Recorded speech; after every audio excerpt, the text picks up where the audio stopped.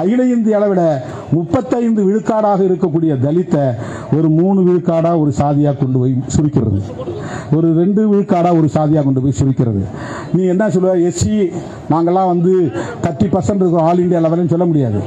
நாங்கள் எஸ்சி, அதில் இன்னும் சாதி நாங்கள் 2% இருக்கிறோம், நாங்கள் 1.5% இருக்குன்னு தான் சொல்ல முடியும். 2% இருக்கிறவன் நீ எங்க எம்எல்ஏ ஆகிறது, எங்க எம்பி ஆகிறது, எங்க சீஃப் மினிஸ்டர் ஆகிறது, எங்க நீ பிரைம் மினிஸ்டர் ஆகிறது?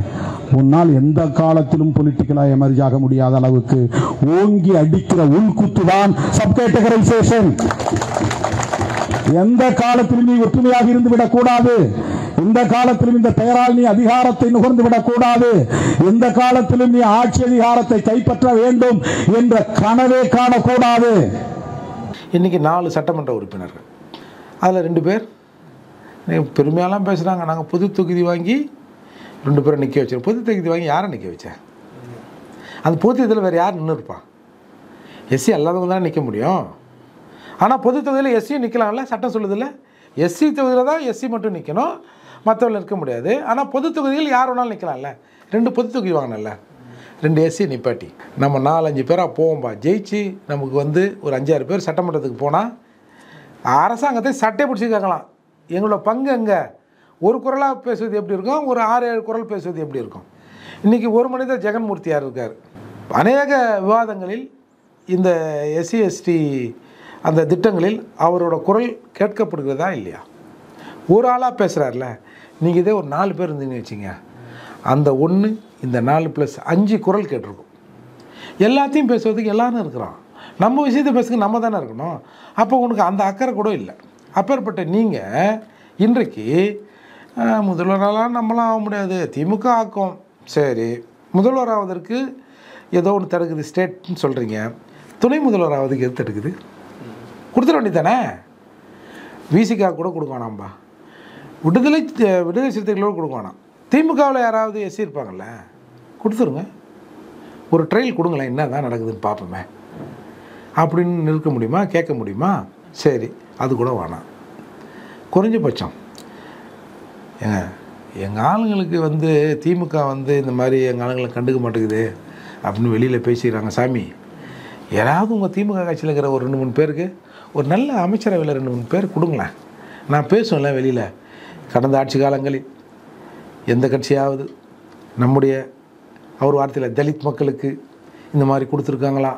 பட்டியல் சமூக மக்களுக்கு இன்றைக்கு ஸ்டாலின் அவர்கள், இந்த திமுக அரசு, கருணாநிதியின் வழியில் வந்த அரசு என்னென்ன சலுகைகளை கொடுத்துருக்கு பாருங்கள், என்ன சிறப்பு செஞ்சுருக்கு பாருங்கள் அப்படின்னு சொல்லுங்களேன்.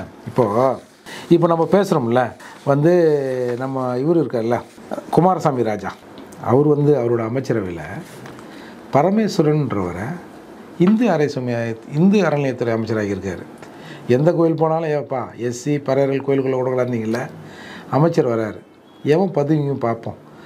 அந்த முதல் மரியாதை கொடுத்து எல்லா கோயிலுக்குள்ளும் கருவறைக்குள் போகிற அளவுக்கு ஆக்கினார்ல. இதை ஆக்குங்க. இப்போ பல கோயில்களில் எஸ்சிக்கள் போக முடியல, பறையர்கள் குறிப்பாக போக முடியல. ஒரு ஆளாக தான் அமைச்சராக்கி விடுவோமே. இந்த பெரியார் வழி வந்த கட்சியில் எப்பா நாங்களாம் சாதி மறுப்பு, சாதி இல்லைங்கிறோம், என்ன சாதி பார்க்குறீங்க? சரி, ஒரு எஸ்சியை இப்போ நாங்கள் ஒரு பறையரை இந்து சமயத்துறை அமைச்சர் ஆகிறேன், எவன் மறிக்கிறீங்க பார்ப்பையா? ஒரு சாதாரண ஒரு பறையர் வந்தால் மறிக்கிறீங்கள, போகக்கூடாதுன்றீங்கள, நம்ம கட்சிக்காரனே திட்டுறீங்கள. இப்போ நம்ம கட்சியிலேருந்து ஒருத்தரை அமைச்சராகிறேன், திட்டுங்க பார்ப்போம். திட்டினா தொலைச்சிருவேன் அப்படின்னு பண்ணுங்களேன் பார்ப்போம். சார், உண்மையான சாதி ஒழிப்பு எங்கே தெரியுமா இருக்குது? 1947க்கு முன்னால் திருப்பதி கோயில்களில் எஸ்சிக்கள் போக முடியாது. அப்போது இங்கே ஓமந்தூர் ராமசாமி ரெட்டியார் இங்கே முதலமைச்சர், திண்டிவனம் எம்எல்ஏ குலசேகரன்றவரை திருப்பதி தேவஸ்தானத்துக்கு அரங்காவலராகிறார். வாங்கடா பார்ப்போம். இப்போ இதுதான் சார் மாற்றம். ஆன ஒன்றே 4 பேர் கேட்போம். ஆமாம், ஆன ஒன்றே எல்லாம் மாறிடுச்சா? மாற வேணாம்பா. ஒரு அந்த அட்மாஸ்பியர் உண்டு பண்ணுறாங்கல்ல, அது ஒரு பெரிய புரட்சி தானே. அந்த மாதிரி ஏதாவது செய்யுங்க. சரி, நம்ம காமராஜர் இருந்தார், அன்சியபிள் கம்யூனிட்டிலேருந்து வந்த காமராஜரை காங்கிரஸ் கட்சி முதல்வராக்கிச்சு. அவர் ஒரு பட்டியல் சமூகத்தில் இருக்கிற கக்கன் என்ற ஒரு நேர்மையாளரை பிடிச்சி பொதுப்பணித்துறை, அப்புறம் அந்த உள்ளாட்சித்துறை, அதாவது போலீஸ் டிபார்ட்மெண்ட்டு, இந்த மாதிரியான பல விஷயங்களை கொடுத்தாரா, உள்துறை உட்பட பல விஷயங்களை கொடுத்து இன்றைக்கி பல அணைகள் இன்றைக்கி கட்டப்பட்டிருக்குன்னா அது கக்கன் அவர்கள் பொதுப்பணித்துறை அமைச்சராக இருந்த காலத்தில் தான் கட்டப்பட்டது. அந்த மாதிரி செய்யுங்க.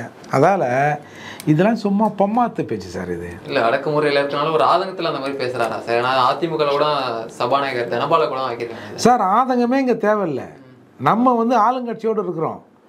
நமக்கு நல்வாய்ப்பாய் சாதி ஒழிப்பு வழியில் வந்த திகாவிலிருந்து வந்த திமுகவில் இருக்கிற ஆட்சி இப்போ நடைபெறுது. சும்மா சார் இந்த பையன்லாம் கிண்டல் பண்ணுறானுங்க சார், கொஞ்சம் செஞ்சு விடுங்க சார்னா செய்ய மாட்டாங்களா?